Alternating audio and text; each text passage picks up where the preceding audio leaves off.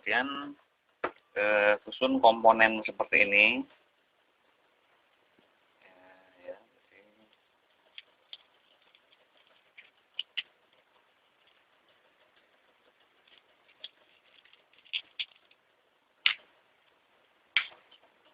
transistornya seperti ini, jangan dipotong ya. Jadi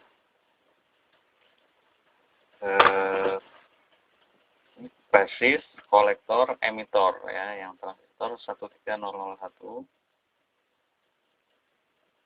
Jadi yang ya seperti ini.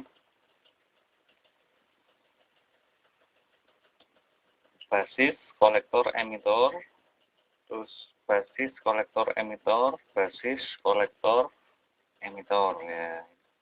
Ini elko 16 volt 4700 mikrofarad. Kemudian ini diode 1/4 ampere. Ya, kemudian yang ini transistor nomor seri 13003. Ya. Jadi yang basis, kolektor, emitor ya. Yang pada emitornya ini resistor 1 watt 220 ohm. Kemudian yang ini pada basisnya ini, pada basis bertemu dengan emitor dari transistor 13001. Ini transistor 13001 juga, 13001.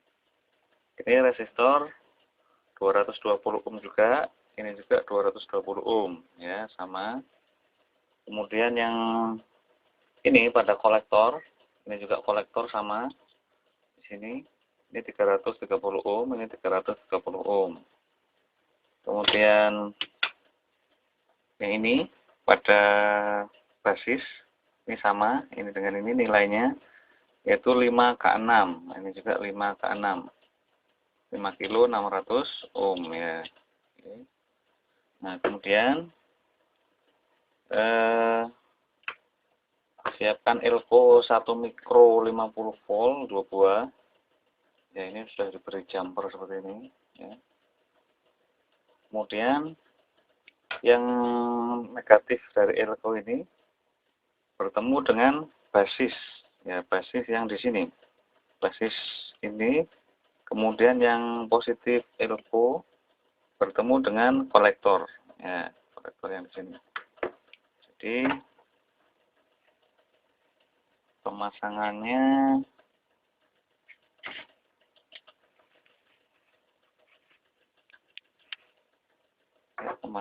dari ini yang min, negatif, positif ya.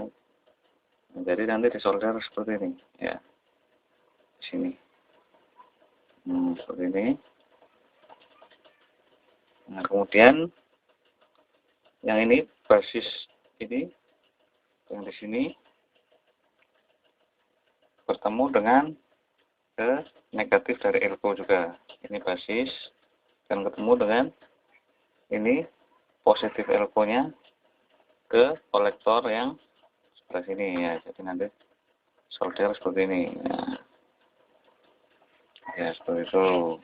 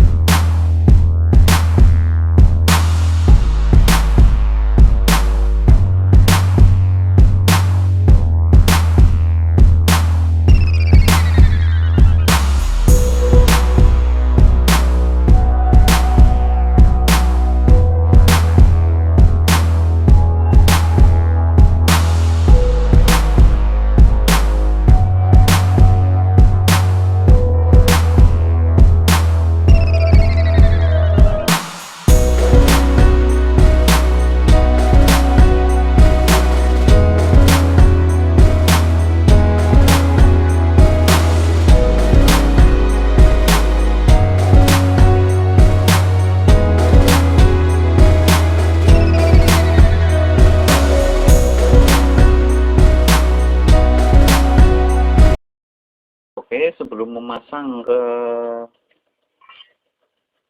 trafo dan ke 5 buah MOSFET ini, ya, jadi ada baiknya Anda coba dulu ini rangkaian osilator yang barusan kita buat. Jadi apa, untuk memastikan osilator ini dalam keadaan baik atau tidak. Jadi ada yang, maksudnya di sini adalah ada yang gagal produk atau transistornya ada yang rusak apa tidak. Bisa saja transistor baru yang barusan kita beli itu gagal produk ya, atau kualitasnya jelek ya. Jadi ya, kalau nanti kualitasnya jelek, ini transistor 2 ini, maka ini akan cepat panas. Nah, bisa jadi begitu dihidupkan langsung ini juga meledak. Nah, ini sebagai pengalaman saja. Jadi ada baiknya kita cek dulu. Tes, cara ngetesnya sangat mudah.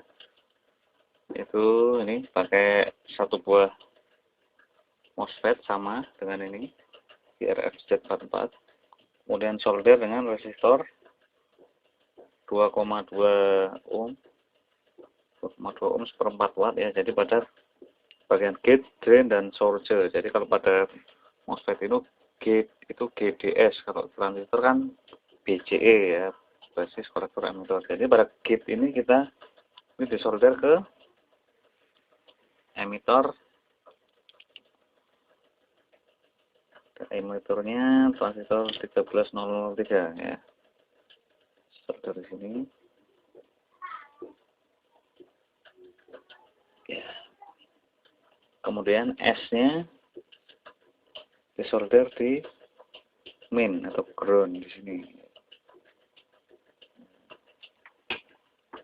Ini cara ngeceknya. Kemudian sediakan trafo 1 ampere ya.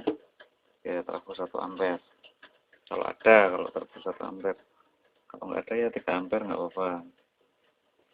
Kemudian ini 0 dan 12 volt ya. Ya, 0 dan 12 volt. Yang nolnya disolder di sini. Jadi ini untuk ngetes saja ya, peranti ngetes. Apakah osilatornya baik atau enggak. Kemudian yang satunya ini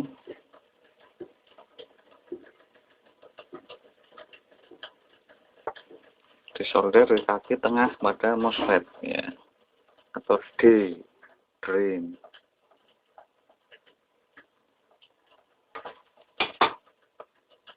Ya, seperti ini ya.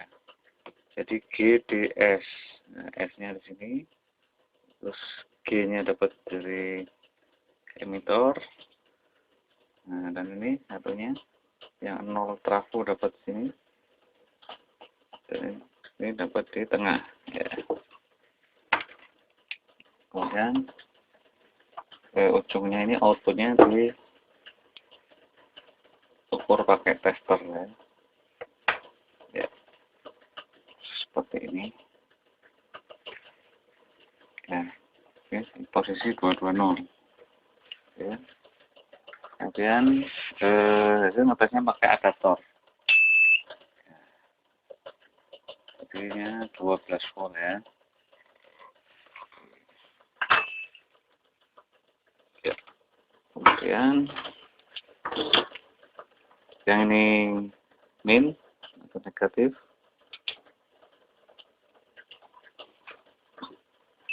Kemudian yang positifnya dapat di sini ya, atau dari trafo ini. Coba.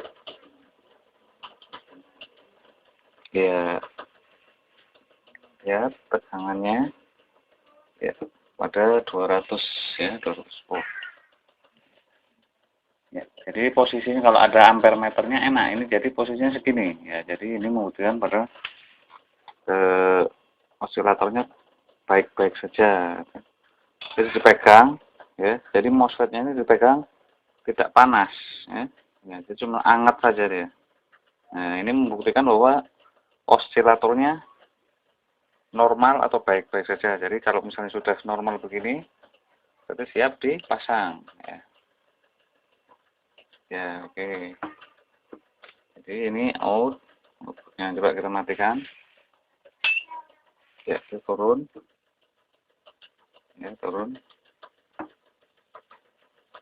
Dan kita hidupkan lagi. Nah, kan jadi irit sekali ya. Jadi konsumsi arusnya hanya 0,2 ampere. Ya, jadi tidak panas disejar. Jadi untuk pengecekan osilator ini berhasil atau tidak, seperti itu.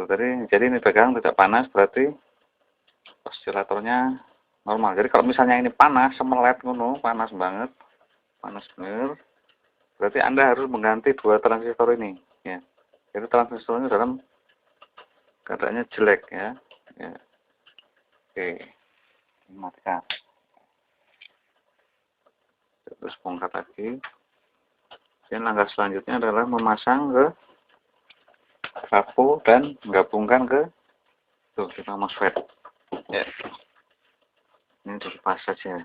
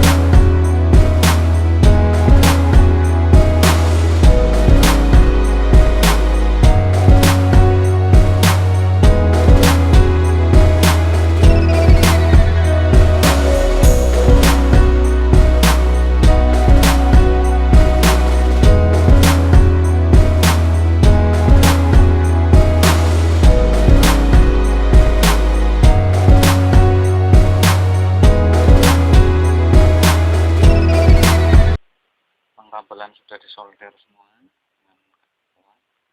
Dicek kembali apakah antara kaki-kaki MOSFET gate, drain, dan source ini ada yang bersentuhan atau enggak. Dicek kembali ya. Dirasa sudah benar semua. Dan ya, langkah terakhir adalah pengetesan ya. Sebaiknya untuk pengetesan jangan langsung memakai aki ya. Jadi untuk pengetes awal ini apakah inverter yang baru kita buat ini berjalan secara normal apa enggak ya. Jadi pengecekan harus dengan pengecekan dengan memakai aki. Cek dulu dengan adaptor ya. Syukur-syukur adaptor yang ada ampere meternya ya. Posisi 12 volt. Ini min negatif dan ini positif. Ya. Oke, ya. Sekarang nanti dulu dipasang dites pakai tester ya, multi tester. Posisi pada 250 volt. Jadi yang diambil ini output trafonya 0 dan 220 ya. Nah, cek dulu. Jadi tes dulu tanpa beban memakai adaptor. Berapa arus yang disedot oleh inverter kita yang baru dibuat ini. Sudah posisi 0. Saklarnya ya. Nah, jadi saklarnya ini hanya menghidupkan rangkaian osilator ya. Oke. Begitu osilator hidup maka MOSFET ini langsung memberi getaran pada trafo ini. Oke. Tes. Pencet saklare, lihat di sini. Ya, biar terlihat. Lihat di sini dan di sini. Oh ya, tes 1 2 3. Ya. Woi, pas tenan. Voltasenya pas 220 ya. 225 lah ya, wis enggak apa-apa kan. Zona aman untuk perangkat elektronika. Oke, coba arus konsumsi arusnya berapa? Ya, konsumsi arusnya hanya 0,5 ya. 0,5 ampere.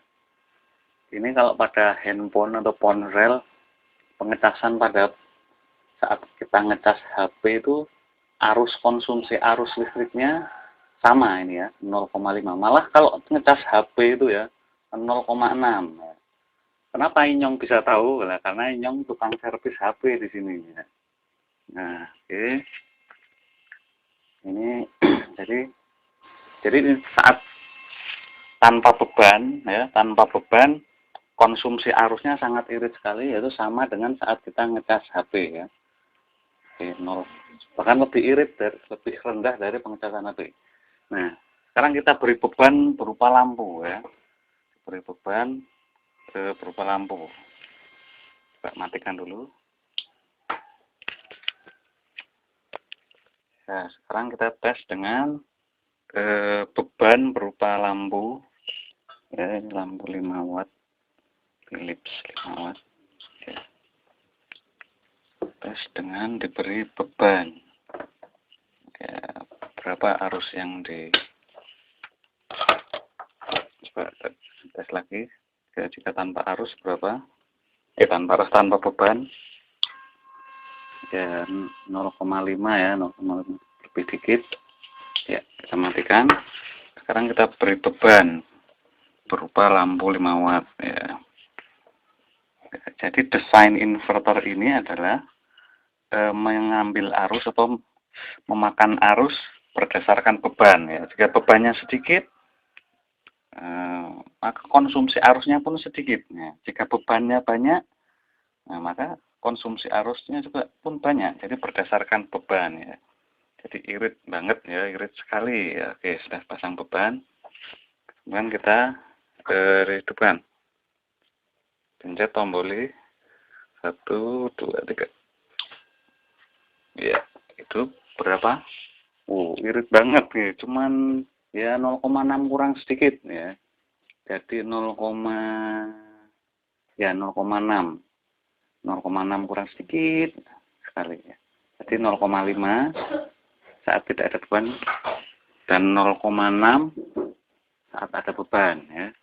Ya, oke, jika sudah normal begini, berarti rangkaiannya sudah normal, susunannya sudah pas, istilah itu racikannya pas, maka hasilnya maksimal pada inverter dan tidak boros arus. Nah, itulah kunci dari pembuatan inverter agar tidak boros.